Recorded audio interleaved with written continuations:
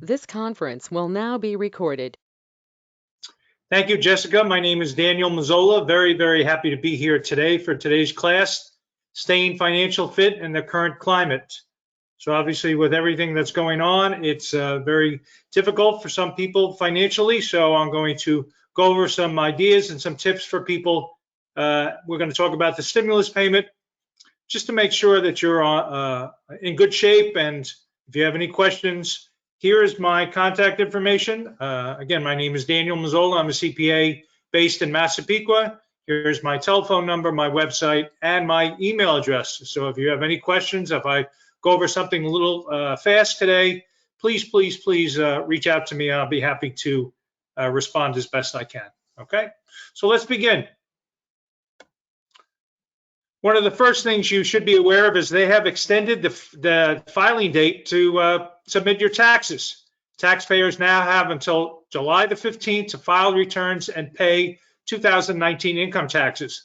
No limit on the amount that the tax payment that is postponed. So if you owe $1,000, $100,000, there's no limit. It doesn't matter. They have granted you an extra 3 months to pay, prepare your taxes, file your taxes. So again, taxpayers have until July the 15th to file and submit their returns.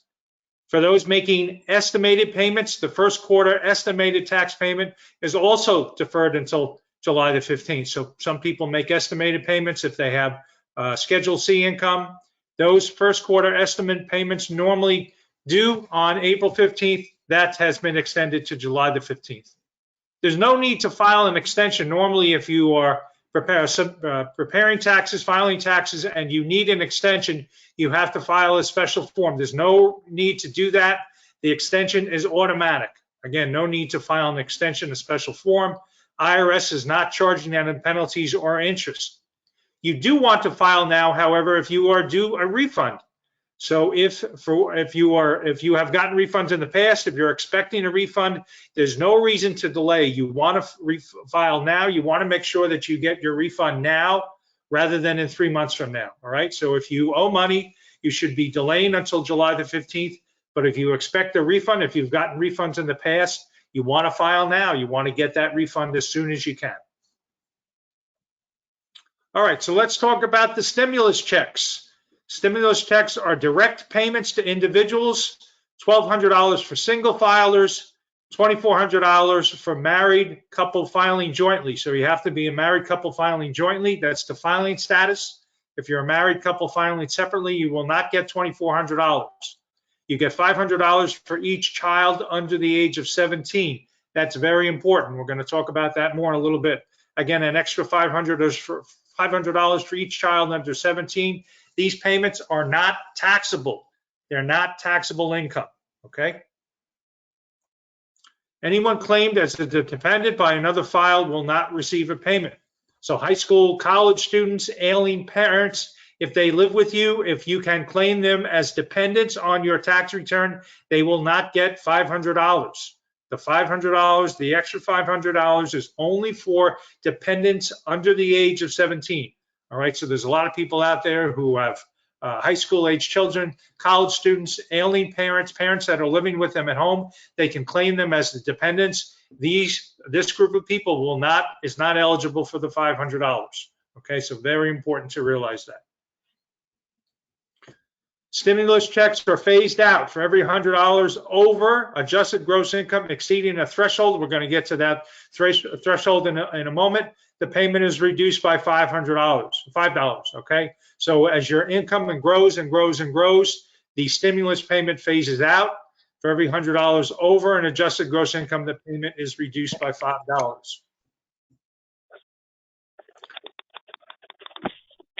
These are the adjusted gross income thresholds, all right? Adjusted gross income is not gross income. It's gross income reduced by adjustments like IRA contributions and things like that. So the stimulus payment is based on your adjusted gross income. That's very important. Okay, for a single filer, the phase out starts at $75,000 and it ends at $99,000. Okay, I'll give you some examples of this, so don't get hung up on the numbers so much. Head of household, the phase out begins at $112,500. It ends at $136,500. What that means is if you're a single person making over 99,000, you're not going to get any stimulus payment. Head of household getting over 136,500, again, no stimulus payment. And for a married couple filing jointly, their stimulus payment phase out is $198,000, which means anything above $198,000, that married couple filing jointly will not receive a stimulus payment. Okay, so let's look at some examples real quick. Single Steve has $80,000 in adjusted gross income. Okay, so you start with the $1,200. It's a single person. He's going to get $1,200. Then you go through the phase out. You take 80,000, subtract 75. You're left with 5,000. 5% of 5,000 is $250. Take the 1,200, reduce it by 250, and single Steve will receive a stimulus payment of $950.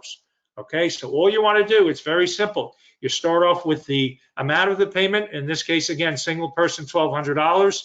You take the adjusted gross income, the threshold, the difference times 5%, and that 5% will be taken from the $1,200.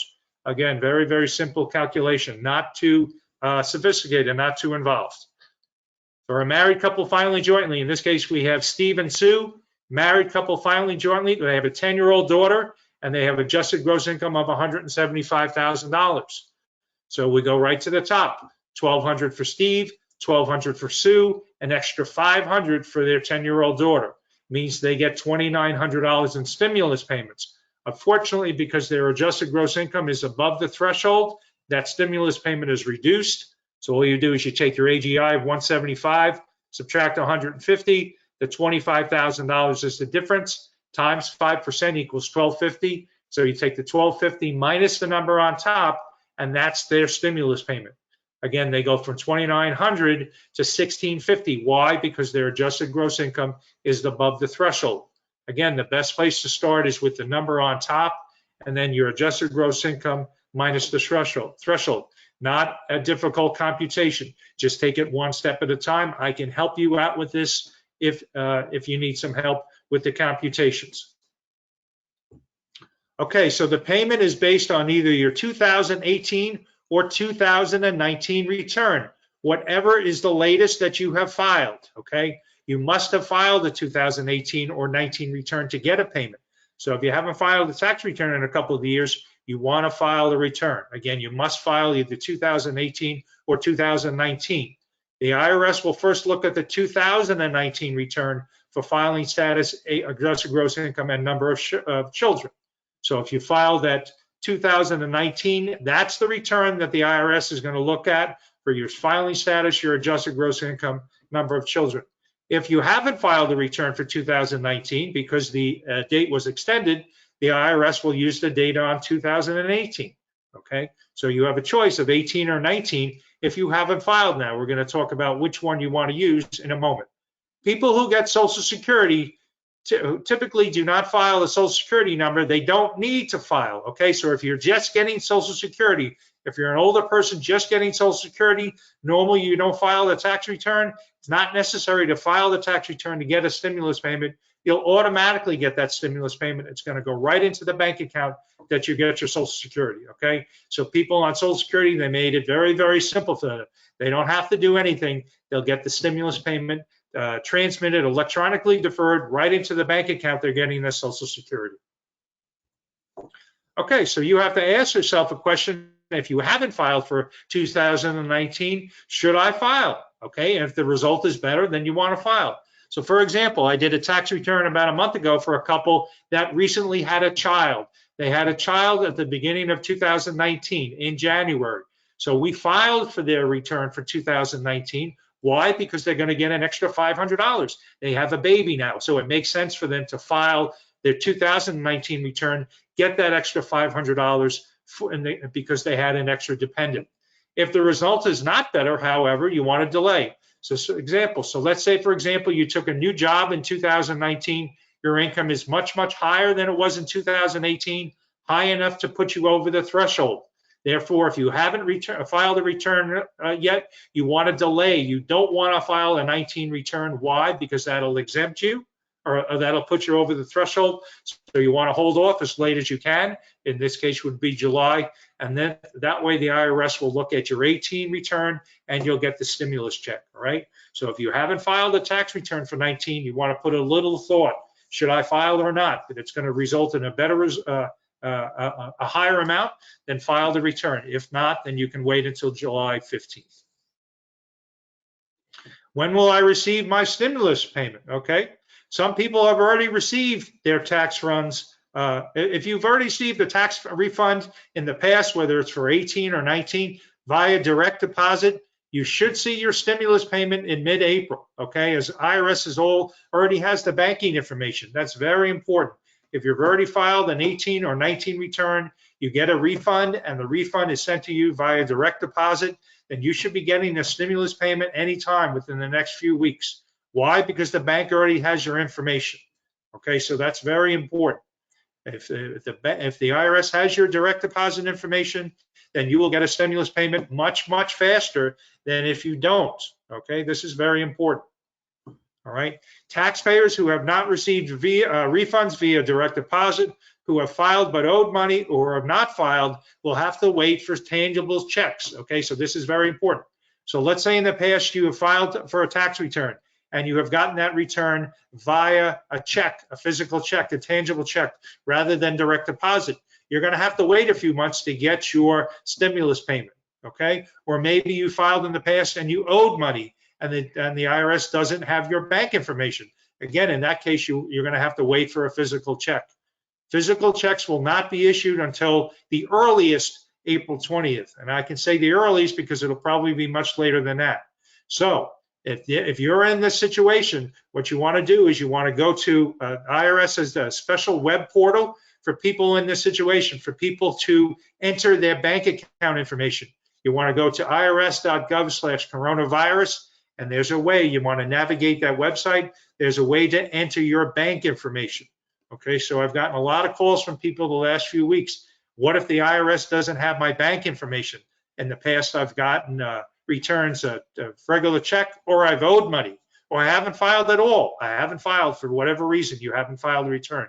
You want to go to the IRS website and you want to input your banking information, direct deposit, routing number, account number, wherever the bank is, to make sure you get your stimulus payment much, much faster.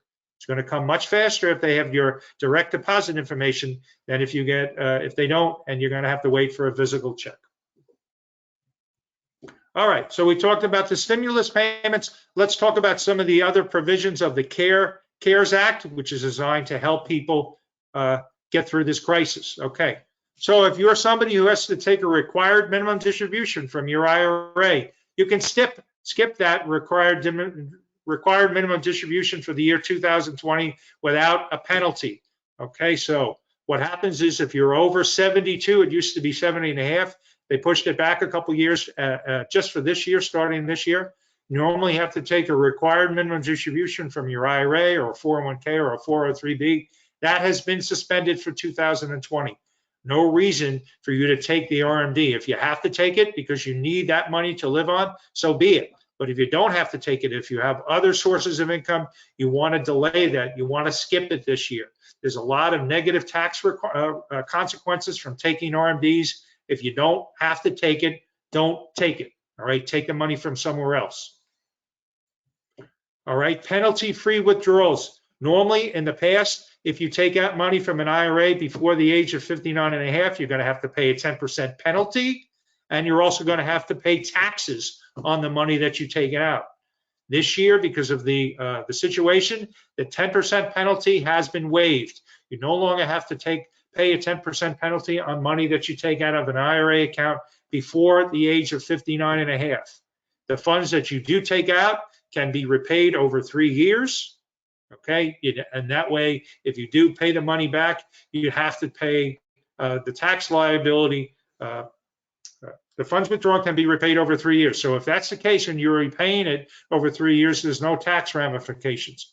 However, if you take the money out and you don't pay it back, you don't return it, the liability is spread over 3 years. Okay, so let's distinguish between the two. You take out money from an IRA, you don't pay it back, you're going to have to pay the taxes. the taxes are spread over 3 years. If you do pay the money back, you have 3 years to pay it back, and there's no tax liability. All right, so just be aware of that. It's a little tricky. You take money out of an IRA, you have to pay it back, you don't pay it back, different tax consequences. Okay, if you have loans from a 401k, normally if you take loans from a retirement plan at work, you're limited to $50,000 or 50% of what the account balance is. This year, they've raised that, they've increased that to $100,000 or 100% of your account balance, the lower of the two. Okay, so let's say you have a 401k at your office, you have $50,000 in the 401k, you can borrow from that, the whole thing, up to $50,000. Again, the lesser of 100,000 or 100%. If you are currently if you've taken a loan from the 401k within the last year or two, and you're currently making repayments on the existing loans, those repayments can be suspended for the rest of the year. Again, you don't have to repay existing loans on 401ks that you've taken out for the rest of 2020. All right, so very important retirement account related revisions, loans, taking money out before 59 and a half, and the required minimum distributions have been suspended for this year. Okay, IRA pay-in date. If you're contributing to an IRA, normally you have to have the money in by April 15th of the subsequent year. So if you wanted to contribute to your IRA for 2019, you had to contribute that money by April the 15th. They have extended that date. So contributions for 2019 are now due by July the 15th. Normally you have to put that money in for last year by April. They've extended that date. For people who are interested in making IRA contributions, again, you have an extra 3 months. The maximum contribution for this year is $6,000, plus an additional $1,000 for everybody over the age of 50, all right? So you can put in $7,000 into your IRA if you're 50 or older as of the end of last year, and that contribution, the date has been extended to July the 15th. We are very, very big fans of taking IRA contributions. If you're saving for yourself, if you don't have a 401k or a 403b, you want to take advantage of the IRA. It's a tax-deductible contribution. All the earnings on the account grow tax-free. So you want to take advantage of an IRA, and because of the CARES Act, they've extended the deadline for 2019 contributions an extra 3 months. All right, so I want to talk a little bit about tax planning now. I'm a CPA, so I think it's very important that people understand what tax planning is truly is. Tax planning involves more than filing early to secure a refund. It means utilization of all credits, deductions, and adjustments available. You want to take advantage of everything the government is giving you. That's credits, earned income credits, child credits, deductions, medical deductions, property taxes, interest, everything that they're giving you. Adjustments, we just talked about IRA contributions. IRA contributions are an adjustment to gross income. So you want to take advantage of that. I know a lot of people prepare taxes by themselves. I think that is a little dangerous. You're probably, if you're just doing it for yourself, you're not aware of all the credits, all the deductions, all the adjustments that are out there. All right, so you might be saving a little bit of money by doing it yourself, but if you're not very careful, there's a good chance you're missing out on what's available. Okay, so I see this all the time, and I encourage you to use a professional. It'll save you money. It's the wisest thing to do. Objective of tax planning should be to minimize both the current, present, and future tax liabilities. Okay, so good tax planning is not going to reduce only what's happening this year, but future tax liabilities. All right. So with that in mind, Roth conversions are a good thing to do. A Roth conversion is basically taking money from a traditional IRA, converting it to a Roth. This year is a great year to do Roth conversions. Why? Because you don't have a required minimum distribution, okay? So you don't have to take money out of an account. This would be a good year to think about doing a Roth conversion. You're still going to pay taxes on the money, but then when the money's in the Roth IRA, there's no required minimum distribution. You take the money out when you want. Also, distributions from Roth IRAs are tax-free. So we're big fans of Roth IRA conversions. If you're in a situation where you have to take money out of a traditional IRA, and this year you don't because of the CARES Act, you want to think about maybe doing it anyway. but converting that money to a Roth conversion. Or if you're in a situation where you're not taking a required minimum distribution, thinking about doing a Roth, you'll be very happy that you did it in 5 years, 10 years, when there are no minimum distributions, okay? It's very important that you have cash on hand to meet the tax liability, all right? Does it make any sense to do a Roth conversion if you don't have the money on hand to meet the tax ramifications? And for people who intend to leave their IRAs to the children, they don't need it, they don't want it, they were going to leave it to their children anyway. These are the people who should be thinking about Roth conversions, okay? This is perfect for them. And again, I highly encourage people, I'm available to talk more about this. You should think about doing Roth conversions, especially this year in light of what's going on and the rules in place. All right, so let's talk about unemployment for a little bit. Unemployment is a state-run program. Social Security is a federal government-run program. We'll talk about Social Security in a little bit. Unemployment is state-run, so that's a big difference. Each of the states have their own benefits. So there's not one fixed benefit for everyone in the entire country. In New York, the maximum benefit is $500 per week, and it lasts 26 weeks. The minimum is $182, okay? So in New York, it's a $504 per week. It lasts 26 weeks. Again, each state has its own unemployment program. Each state has a different unemployment program. So it's important to know what we have in New York, $504 per week. It lasts 26 weeks.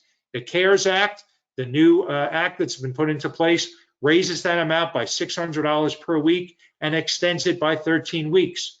So if whatever amount that you're collecting now from New York State, the CARES Act is going to reduce that by increase that, by $600, and you're going to get it for an extra 13 weeks. Okay? Normal 1 week waiting period and proof job seeking is waived. So normally when you apply for unemployment, there's a 1 week waiting period and you have to prove to them that you're looking for jobs. Both of those requirements have been waived. Self-employment and gig workers are now eligible. So in the past, if you were self-employed, if you were working for something like Uber, on your own independent contractor, you were not eligible for unemployment insurance. That has been waived. Very, very important. Benefits are taxable, all right? So unlike the stimulus payment, which is not taxable, unemployment is a taxable benefit, okay? And if you have exhausted your New York State benefits, you should still apply for unemployment to get the $600 federal benefit, all right? So maybe recently you lost your job, you went to New York State, you got unemployment for New York State for 26 weeks, that's gone. There's no reason why you can't reapply and get the federal $600 benefit, okay? Just be very patient. When applying for unemployment, the program has been overwhelmed with people requesting unemployment benefits, so you have to be very patient when applying. Again, go in there every day. If you get a little frustrated with it, go in the next day and the next day after that. Be patient. Make sure you get these benefits that the federal government and the state government is making available to you. All right, student loans. CARES Act suspends student loan repayments for 6 months on loans held by the U.S. Department of Education. So if you have a student loan that was issued by the New York Department of Education, there's no repayments. The repayments have been suspended. And this is done automatically. So it's interesting. I just spoke to somebody last week who has a student loan. Normally what they do, the bank or the government, whoever issued her the loan, the bank in this case, the government, would take the money directly from her bank account. That's been suspended. She didn't have to do anything. They just stopped it automatically. So again, if you have a loan, student loan issued by the New York State Department, U.S. Department of Education, that loan will be, the loan repayments are suspended. No interest will accrue while this is in effect. And again, you don't have to do anything. The money will automatically stop, and you'll see that the money that had been withdrawn from your account automatically, that has been put on hold for the next 6 months. All right, so we talked about the stimulus payments, some of the ramifications, some of the assistance out there. Now we're going to talk about some, I think, just kind of financial fitness tips, so to speak. I give a class on financial fitness tips. These are some of the things I talk about in that class, and I think it's very, very appropriate to what's going on now. So one of the things we talk about in the class is how important it is to keep a budget, maintain a budget, okay? Very, very important. Doesn't have to be anything fancy. Don't need a computer program or a software program. Just write it down on a piece of paper, graph paper, whatever it is, loose leaf paper. But you want to write it down. I think it's very important, all right? A budget is useful, and it keeps you track of all sources of income and expenses. So with a budget, you want to write down all your sources of income: wage income, unemployment, money from Social Security, distributions from an IRA, whatever it is. You want to write down on the left side, again, sources of income. And on the right side, you want to write down all your expenses: car insurance, utilities, television, entertainment, internet, whatever it is. You want to write down the expenses. Okay, so on one side you have the sources of income, and on the other side you have your expenses. And then you want to look at those expenses, and you want to challenge those expenses. Maybe spending $5 a day on Starbucks is not the wisest thing to do in this time of need. I was driving around the other day, and there was a huge line. I'm in Massapequa, a huge line to get into Starbucks to buy Starbucks coffee. And this was about 1 o'clock in the afternoon. And I said to myself, wow, these people must be doing pretty well to go out and pay Starbucks $4 or $5, whatever it is, every day to get their coffee. Okay. I am not a coffee drinker, so if I'm stepping on anyone's toes, I apologize. But again, you want to challenge your expenses. If this is something that's a little bit extravagant at this time, go someplace else. Maybe there's another place that has less expensive coffee, or whatever it is out there anyway. Challenge your expenses that you think are extravagant, a little bit too much at this time. All right. People accumulate wealth by spending less than they bring in. It's very simple. Wealthy people spend less than the money that they earn. Okay, so it's not a sophisticated concept, not very difficult, but if in order to build wealth, you're going to have to spend less money than you're bringing in. And now during this crisis, you're going to really have to budget yourself. The weighted budget is write down all your income, sources of income, and then all your expenses. And whatever your expenses are, you want to challenge them. Anything that's not a necessity, you want to challenge it. Either eliminate it altogether or cut down, reduce the spending. Again, I use Starbucks as an example. There are other things you can do. So think about different ways to reduce your expenses, okay? All right, credit cards. Most credit card issuers are offering assistance to their clients by suspending required payments and waiving interest fees. So if you do have credit card payments, you want to call them up, you want to contact them. It's not automatic. They are not automatically going to do these things for you. You have to call them up. You have to ask them to help you out. Okay, I know American Express, I know Capital One are either giving people a 2 or 3 month period where they don't have to make any payments. They're waiving the interest. They are doing things to help people, but you have to contact them. This is not done automatically. It's not like the student loans or the Social Security payments. This is done where you have to call them up, you have to contact them and say, listen, I'm in a bad spot, I lost my job, whatever the reason is, and hopefully they will be cooperative. Again, it's not automatic, but there's a lot of credit card companies, I'll use American Express, Capital One, that are helping people, being cooperative, accommodating, again, is the right word during this time for people who have credit cards. Okay, a little bit more about credit cards. You should use credit card for only things that you buy anyway, okay? You don't want to put big purchases like a vacation on a credit card. You only want to use a credit card for groceries and things like that, things that you would buy anyway. If you do use a credit card, you want to use one that has a rewards program that would help you, okay? So a lot of credit cards have travel points, again, airline points. If you don't travel a whole lot, it really doesn't make any sense to use a credit card with that kind of rewards program, all right? So find a credit card with a rewards program that's going to meet your spending habits, fit your spending habits. Earning airline miles does not mean anything if you don't travel, okay? You don't want to use credit cards for medical expenses. If you have a doctor, if you're going to the hospital, they have programs where they can help you make those payments, all right? So using a credit card for doctor's bills or medical expenses, whatever it is, not a wise thing. You don't want to do that. Those providers, healthcare providers, will work with you. Okay, so no reason to use a credit card for those kind of expenses, and you want to pay the balance every month. If you do use a credit card, don't let the balance accumulate. That's an easy way to get yourself in a real bad financial situation. So use the credit card wisely, pay the balance every month, and don't put big purchases like vacations and automobiles or anything like that on a credit card, okay? Emergency fund, okay. I think a lot of people are realizing now how important it is to have an emergency fund. I am a big proponent of having an emergency fund. It's something I always talk to about when I have financial fitness classes. You want to have an emergency fund. You want to have an emergency fund that covers 3 to 6 months worth of expenses. 3 months is okay, 6 months is even better, but you have to have an emergency fund, okay? Emergency funds should be maintained in a bank, all right? It's not something that you have lying around cash that you can readily access to, maybe if you need a little bit on a weekend or something. Keep a separate bank account, identify it as my emergency fund, all right? Not cash that you have lying around in the house. Check writing and debit card accessibility are very, very important. You want to make sure that you can get this money at all times, all right? What good is the emergency fund if you can't get it on a Sunday morning or a Saturday or Friday night when the bank is closed? So you want to make sure that you have debit cards. You can get access to that emergency fund at any time, all right? Having cash on hand via an emergency fund allows a person to avoid borrowing. You don't want to borrow because it's going to put you in a deeper and deeper financial hole position. So you want to have an emergency fund. I know it's tough right now to have an emergency fund, and for a lot of people, I certainly understand that. But when you get back on your feet, focus on starting up an emergency fund, contributing to an emergency fund, and building an emergency fund. So if this happens again next year or whenever else it might happen, you have at least 3, preferably 6 months worth of expenses.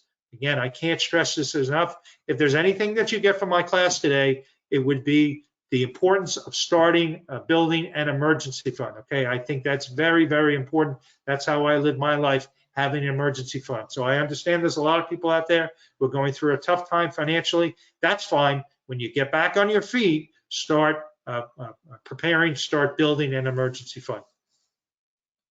I am a big fan of having financial goals. All right, this is another thing we stress in our class. Everyone should have goals. Everyone should have financial goals. The goals should be set and pursued rigorously. Okay, you want to set your goals. You want to identify those goals, and you want to put them down in writing. Okay, why am I? What's the goal? What's the reason for this goal? You want to put down what the goal is and what the reason is. If I'm saving $50 a month, what's the reason? Is it to build an emergency fund? Is it to go on vacation, buy a new TV, whatever it is? Write down the goal, identify the goal, and write it down. Examples of goals are saving $100 a month, improving your credit. Winning the lottery is not a goal, right? So anyone who thinks that I'm going to write down winning the lottery, that is not a goal, right? A goal should be something that's attainable, but with effort on your part. Winning the lottery is just something that happens by luck, right? So a goal is something that is with effort, something that's attainable, but again, with effort, you have to work at it. Something that's going to take work. It's not going to happen overnight. It's not going to happen by chance. Goals lead to improvement in daily habits, okay? Why do you want to have goals? Because it's going to improve your daily life. So let's say your goal is to have $100 per month, okay? You could either wait until the end of that month and try to come up with $100, or say, okay, each day I'm going to come up with $2 or $3. At the end of the month, I'll have $100. So it leads to improvements in daily habits. If you can save $2 or $3 a month, at the end of the month, you'll have close to $100. What do you have to do to save $2 or $3 a day? Well, maybe cut down on that Starbucks, okay? Goals lead to improvement in daily habits. If you set goals for yourself, I promise you that a lot of things we talked about, you'll be able to achieve. Maybe not overnight, it'll take a while, but you'll have a much better financial lifestyle. You've set goals and you work to attain those goals. All right, so at this time, there's a lot of people out there who are looking to take advantage of people who maybe not be sophisticated. So there's a lot of fraud out there, a lot of people who are looking to, unfortunately, take stimulus the stimulus checks that are going all over the place, take advantage of people who have the stimulus checks. So you want to protect yourself. You want to be skeptical of anyone offering help, okay? Anyone who just calls you up on the phone, knocks you on the door out of the blue, stranger offering help, you want to be skeptical. What's their motivation? Where are they coming from, all right? Be skeptical. There are no FDA-approved treatments or vaccines for the coronavirus. So anybody who maybe gives you a call or calls you, comes to the door and say, listen, I have a treatment for the coronavirus. I'm offering it to you for $50 or $100, whatever it is. There are no FDA-approved treatments at this time. So again, be skeptical. Why is that person coming to me? What have I done to earn this opportunity? The IRS will not call you asking to provide or confirm banking information. All right, so or you may have entered your bank information in order to get the stimulus check. The IRS is not going to call you up and say, hey, we need to confirm this. That's not the way the IRS does things. The IRS does things by mail, right? So if you get a call from somebody from the IRS or Social Security or wherever it is, they are not looking out for your welfare. They're just trying to rip you off. These organizations, the IRS, Social Security, don't do things by phone. They do things by mail, okay? People going door to door offering tests in exchange for personal details like Medicare cannot be trusted. All right, so anyone who comes to you over the phone, door to door, whatever it is, cannot be trusted. Be skeptical. There's a lot of people out there who are not honest and are looking to take advantage of you.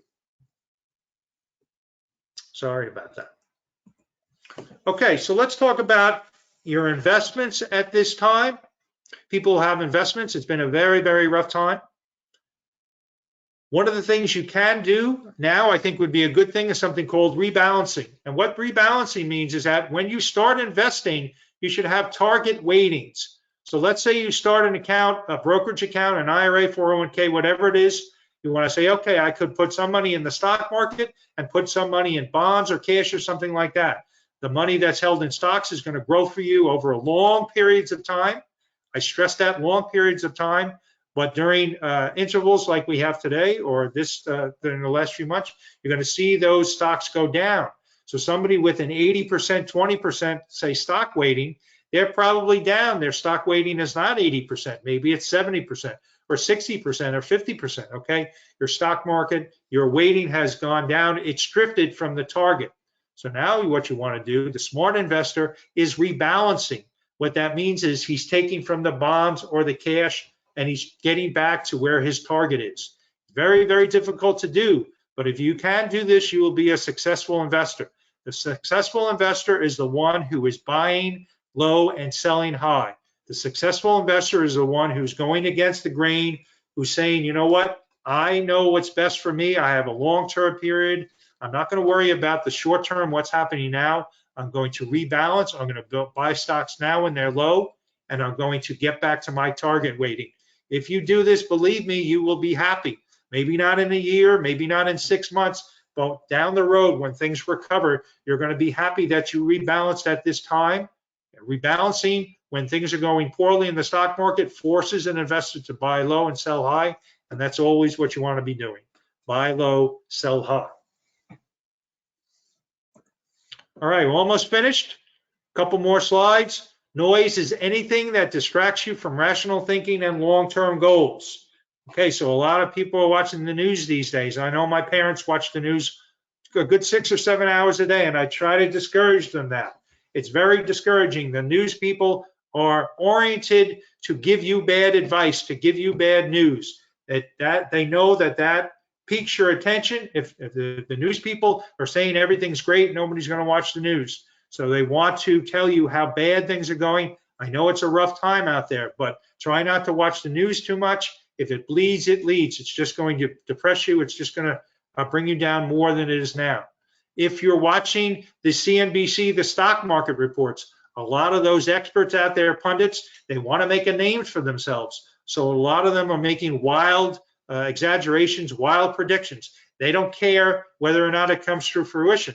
They just want to get your attention, all right? So try not to spend too much time watching the programs, reading the newspapers. They're going to want to pique your interest. They're going to want to say the stock market is going to go down by another 20% or 25%. This is not the bottom, all those kind of things. It's just going to detract you from what you're trying to do, your long-term goals. Try not to pay any attention to it.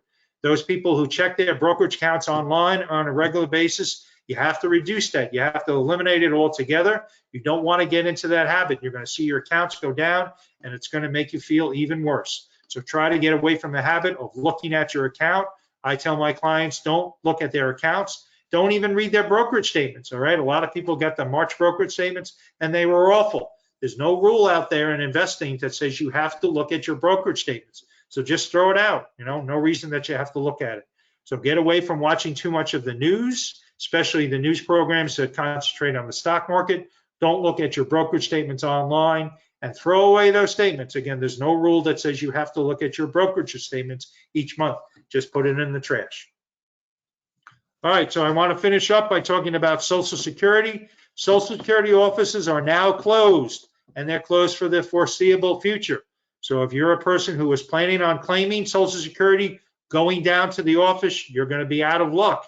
However, you can still claim benefits online, and it's very easy to do. What you want to do is you want to go to socialsecurity.gov/myaccount, set up an online account. Shouldn't take more than 15 or 20 minutes. A lot of people are now used to going onto the computer, setting up an account, being familiar with how to do things. So now's a good time. If you don't have a Social Security account online, now's a good time to do it.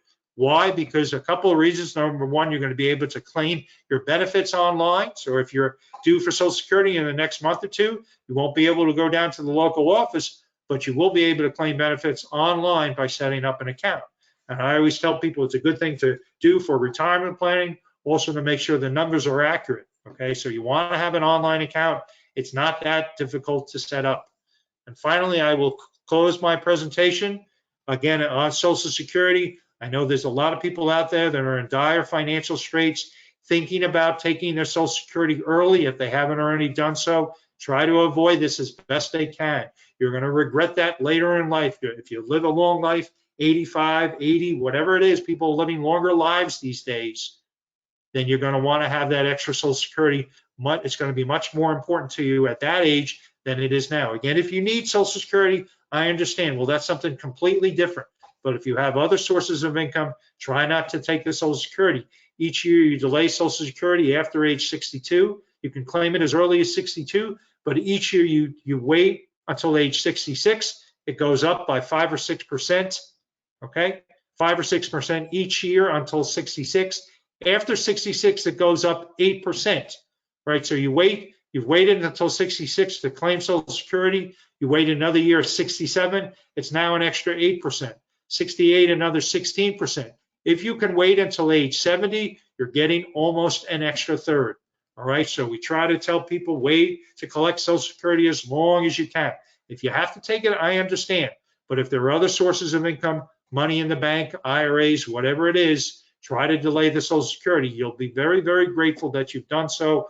If you live to 80, 85, if you live a long life, you're going to need that money a lot more at that stage in life when your medical expenses shoot up. And with what's going on with all the federal assistance now, you can best believe that Medicare is going to be much, much more expensive in the next few years. Your taxes are going to be much more expensive in the next years. So you should be doing some tax planning now, and you should be thinking about doing things to reduce your tax burden for the future, because believe me, all this aid that's coming to us now, the government is going to want it back at some point. They're going to get it back by raising your taxes. All right. This is the end of my presentation. Here is my information. Feel free to give me a call, go to my website, send me an email. I'm very happy to answer questions and very happy to help out the people from the library. Jessica, happy to help out if you want to give out my name and information to people who maybe not have participated on the call today. Please feel free to do so. Thank you. Thank you so much. If anybody who's watching has a question, please go ahead and type it in the chat box. We do have 2 people that called in, so I'm going to unmute them in case they have any questions. So does anybody who is on the phone have a question for Daniel? Actually, yeah, and I'm sorry I was late. I'm having computer trouble. Actually, my screen is black, but I could hear you on the phone. I know I missed 23 minutes worth of stuff. Can I have your contact information so maybe I can find out some more things? Sure. So his phone number is area code 516-783-9540. Right, okay. Now I'm in right. And I'm sorry? I just wanted to say I'm in Massapequa. That's where my office is. All right, great. Thank you. Yeah, sorry I was late. That's okay. Does anybody else have any questions? I have a question. No, good for now. So if regarding the stimulus checks, if you normally have like your refund taken, say you like owe student loans and the Treasury takes your refund every year, are you still getting a stimulus check? Well, it depends on your income level. So that's really the place to start, Jess, is you go to one of the first slides we talked about an income level. If your adjusted gross income fits within those thresholds, then you will be getting the stimulus payment. It doesn't matter that the government might be taking you for a student loan or such. If you qualify, then, and that's based on, again, your adjusted gross income, you will get a stimulus payment. But what you want to do is you want to make sure that the government has your banking information. So one of the ways to do that is to go to the irs.gov/coronavirus and make sure that the IRS has your banking information on hand so you can get your stimulus payment. Okay. And then I had a question also about the student loans. So if the interest is suspended and you just have extra money, if you would you recommend paying it towards your principal if you can? Well, the first thing I would do is I would build up that emergency fund. I think that having an emergency fund is extremely important. I see a lot of people, I teach this class quite often, who don't have an emergency fund. So that would be my suggestion to you if you have extra money because of the student loan. And that's a great question, by the way. It's a terrific question. I think, first of all, you want to build up that emergency fund. If you have that for 3 months, if you have that for 6 months, then I would do something about the student loans. But I can't emphasize how important it is to have an emergency fund. I see too many people who don't have it. They're in dire straits. They're borrowing money. So that, I think, to me, is the top priority. I mentioned it during the class. If you get one thing from this presentation, it's to build up an emergency fund. So that's what I would do first. And then after that, then you could think about upping your student loan repayments. All right. So emergency fund is king. Absolutely. Okay, we do have a question coming in from the chat. The question is, do you have to have worked at some point in New York State in order to qualify for unemployment? I don't believe so. No, I don't think so. But I'm sorry, I don't know the precise answer to that. I can do a little homework on that, but I'm fairly certain that you don't have to have New York wages to qualify unemployment. It's a matter of being a resident here. It's a matter of filing a tax return. So if you file a tax return as a resident of New York State, I'm fairly certain that you do get you qualify for New York State unemployment. But again, the unemployment benefits, they've extended it for federal. So even if you don't qualify for New York State for some reason, you should be filing anyway to get the federal. Okay, so here, okay, so let's go to this page. If you have exhausted New York State benefits, or if you don't qualify for whatever reason, and again, I don't think in that case you wouldn't qualify, nevertheless, you should still apply. Why? Because you get the federal benefit. All right, great, thank you. Does anybody else have any other questions? If you receive a pension, but you were working part-time, like per diem, and now because of the coronavirus, you're no longer getting that side pay, can you apply for unemployment? Absolutely. Again, they changed the rules around to accommodate people who normally wouldn't qualify because they have side income, they have Schedule C income, miscellaneous income. But because of what's going on, they have now extended benefits to people who, in that situation, who have Schedule C or side income, as you said, who aren't necessarily getting a W-2 for wages, but these people can still apply and will receive unemployment. So I did get a W-2 for it, and I was just starting, but I didn't know how to apply for it. How would I apply? Unemployment is a New York State program, so I would Google New York State Department of Labor. Yes. And they should have on that website, they should have how to apply for unemployment. But that's where I would start, New York State Department of Labor. I'll actually drop the link in the chat for you. So the link in the chat is going to take you right to the New York State Department of Labor website, and that is going to be where you would file for unemployment. So like Daniel said, the unemployment system has been pretty overwhelmed the last few weeks. I know that New York State has been trying to work with Google to build like a better website, but they are kind of backed up. So if you find the link is not working, or if you try to call, don't give up, keep trying, but it might be a little frustrating in the beginning, unfortunately. I appreciate that. Thank you. Thank you. All right, more questions, guys. Anybody else have another question?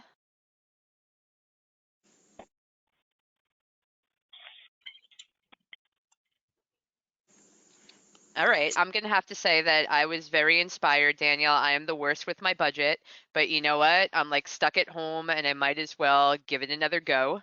So after this, I will be working on my budget and my financial goals. So thank you very much for the reminder.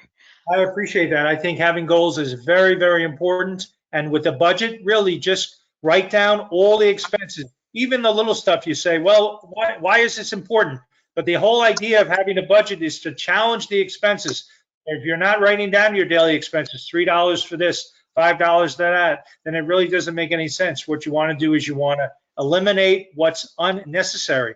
And again, I use the Starbucks. I'm not a coffee person, so if I'm offending anyone, I apologize. But to me, you want to look at those things and say, hey, you know what? Maybe there's something else out there that is a little less expensive than the Starbucks, and I'm going to be able to save a little money, and that's going to help you when you're with your budget.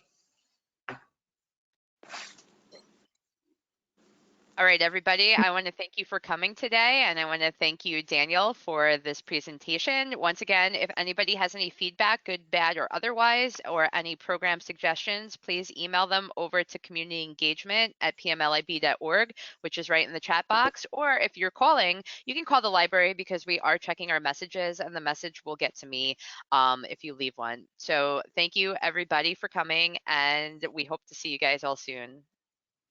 Thank you.